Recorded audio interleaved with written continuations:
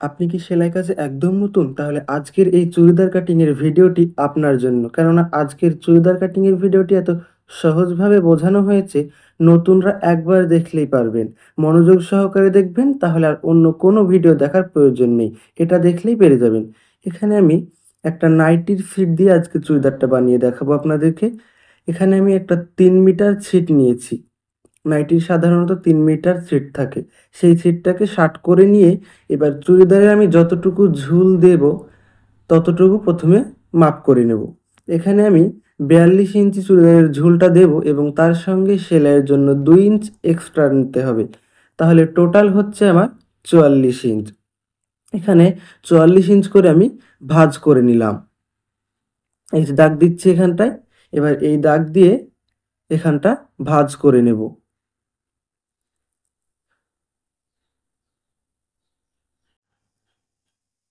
এবার এই দাগ থেকে এভাবে ধরে ভাঁজ করে নেব। মানে এখানে দুভাঁজ করতে হবে, কেননা সামনের এবং পেছনের দুটো পার্ট বেরোবে চুড়িদার থেকে, তাই। এবার দুভাঁজ করে নিয়েছি। এবার এটাকে আবারও আরেকটি ভাঁজ দিতে হবে। চুড়িদার নাইটি, যে কোনো নাইটি বা চুড়িদার কাটিংয়ের ক্ষেত্রে ছিট ৪ ভাঁজ করেই কাটিং করতে হয়। এখানে আমি ১৪ ইঞ্চি চওড়া এবং ৪৪ ইঞ্চি লম্বা করে ছিটটা রেখেছি ভাঁজ করে। ৪ ভাঁজ করা আছে। এবার এখানে আমাকে ১ম এ পুটের মাপ নিতে হবে। তো আপনারা যার জন্য বানাবেন তার পুটের মাপ যতটুকু হবে তার অর্ধেক নিতে হবে। এখানে আমি ৬.৫ ইঞ্চ নিলাম এবং গলার জন্য ৩ ইঞ্চ চওড়ার দাগ দিলাম। এখানেও ৩ ইঞ্চ, এখানেও ৬.৫ ইঞ্চ। এবার দাগটাকে সোজা করে দেব। ঠিক ৬.৫ ইঞ্চ নিচেই দাগটা দেব। এটা আর্মহোলের জন্য। এবার এখানে গলার জন্য ৬ ইঞ্চ নিচে একটা দাগ দেব। আপনারা যদি বেশি বড় করতে চান গলাটা, তাহলে ৬ ইঞ্চের জায়গায় ৬.৫ বা ৭ ইঞ্চও রাখতে পারেন।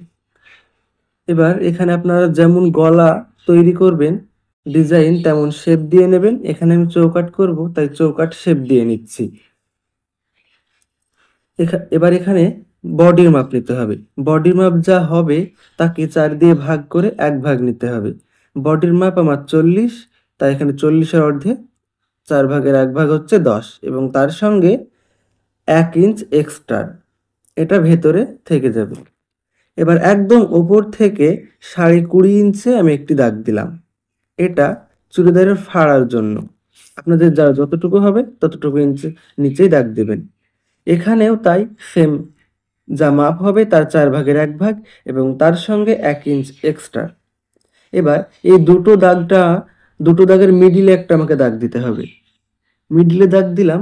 এবার এখানে আমাকে মাজার মাপ বসাতে হবে। চুড়িদারের ক্ষেত্রে মাজার সাধারণত ৩টে মাপ হয়ে থাকে, একদম ওপরে ছাতির কাছে এবং তার থেকে ৬-৭ ইঞ্চি নিচে এবং তার থেকেও ৬-৭ ইঞ্চি নিচে আরেকটা মাপ হয়ে থাকে। এখানেও সেম আমি ৪ ভাগের ১ ভাগই নিয়েছি। যা মাপ হবে তার ৪ ভাগের ১ ভাগ। এবার দাগগুলোকে মিলিয়ে দেব। এক্সট্রা যেগুলো আমি ১ ইঞ্চি করে নিয়েছি সেই দাগগুলো মেলাচ্ছি। ভেতরের দাগগুলো মেলানোর কোনো প্রয়োজন নেই। এবার আর্মহোলের শেপটা দিয়ে নিচ্ছি।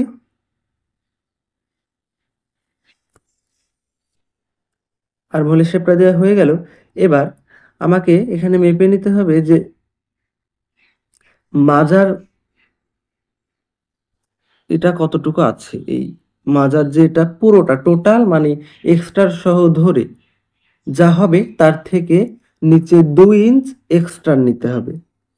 এটা আপনারা যদি নেব না ভাবেন তাহলে না নিলেও চলবে, যদি চুড়িদারের নিচটা এবং ওপরটা একদম সমান রাখতে চান। যদি নিচের দিকটা একটু চওড়া রাখতে চান তাহলে এই ২ ইঞ্চ এক্সট্রা নিতে হবে। তো আমি ২ ইঞ্চ এক্সট্রা নিয়েই দাগটা দিয়ে নিচ্ছি। দাগটা দিয়ে দিয়েছি।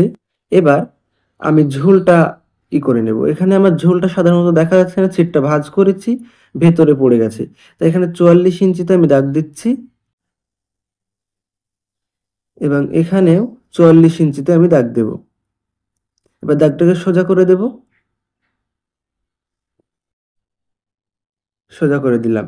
এবার এই সাইডে, মানে যেই সাইডটা আমার সাইডের দিকে, সেখানে ১/২ ইঞ্চি ওপরে একটি দাগ দিলাম।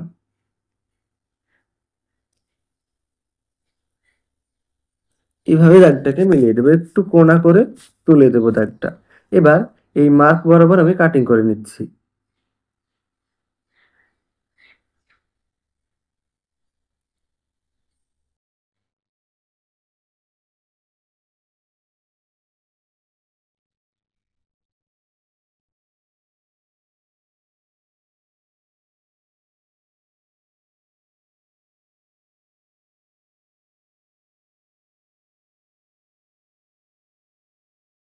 সাইডটা কাটিং করা হয়ে গেছে।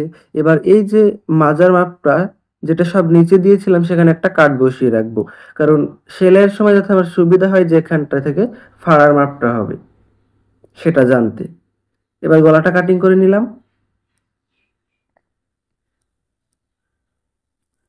এবার পুটের যে জোড়াটা আছে সেটাও কাটিং করে নেব।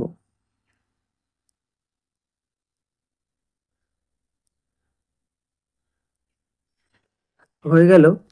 এবার আমি আরমহলটা মেপে দেখে নেব কতটুকু এসেছে, কারণ আমাকে হাতাটা তো এবার কাটিং করতে হবে। আরমহল যতটুকু আসবে ততটুকু। এখানে আমার 10.5 ইঞ্চ এসেছে। এটাকে সরিয়ে রাখলাম। এবার ঝুল থেকে যে ছিটটুকু বেরোলো, এটা দিয়ে এবার আমার হাতাটা বেরিয়ে যাবে। এখানে আমি 3/4 হাতা বানাবো। আপনারা যতটুকু বানাতে চান এখান থেকে বের করে নেবেন। এই ছিটটাকে আমি 4 ভাঁজ করে নিয়েছি।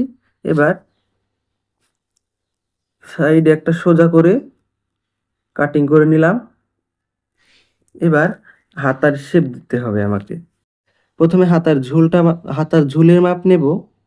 হাতার ঝুল যতটুকু হবে তার থেকে 1.5 ইঞ্চ এক্সট্রা নিতে হবে সেলাইয়ের জন্য। এখানে আমি 17.5 ইঞ্চে দাগ দিলাম।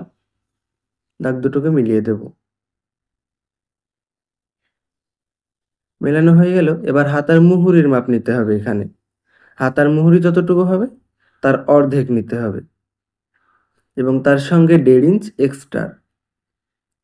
এবার এখানে একদম সাইড থেকে 3 ইঞ্চিতে একটি আমি দাগ দিলাম। এবার এই উপরের সঙ্গে এই দাগটাকে মিলিয়ে দেব। এই যে মিলিয়ে দিলাম। এবার এখানে আমি হাতার শেপটা দিয়ে নেব।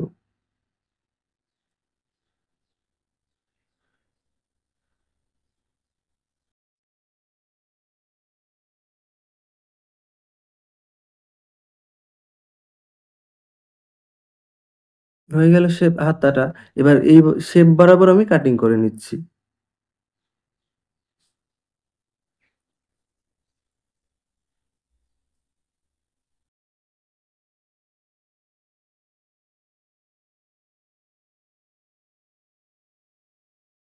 হাতাটা কাটিং করা হয়ে গেল।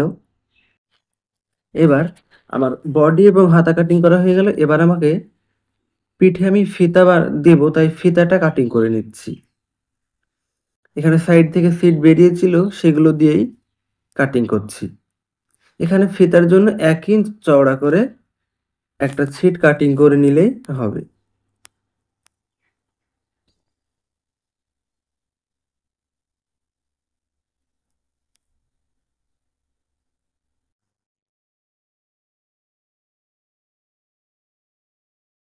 ফিতাটা আমার হয়ে গেল। এটাকে আমি সরিয়ে রাখছি।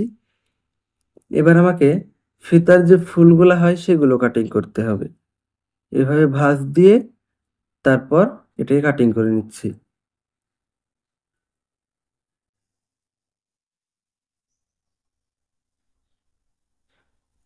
হয়ে গেল এটা কাটিং করা। এবার আমাকে গলার পটিগুলা কাটিং করতে হবে। এখানে গলাটা চৌকাট আছে, তাই অনেকেই হয়তো গলা বসিয়ে কাটিং করে চৌকাট হবে, বাট আমি ওভাবে করি না। আমি লম্বা একটা ছিট কাটিং করে নিই, সেটা দিয়েই তৈরি করে নিই। এখানে 1.5 ইঞ্চ চওড়া করে দুটো পটি কাটিং করে নিচ্ছি।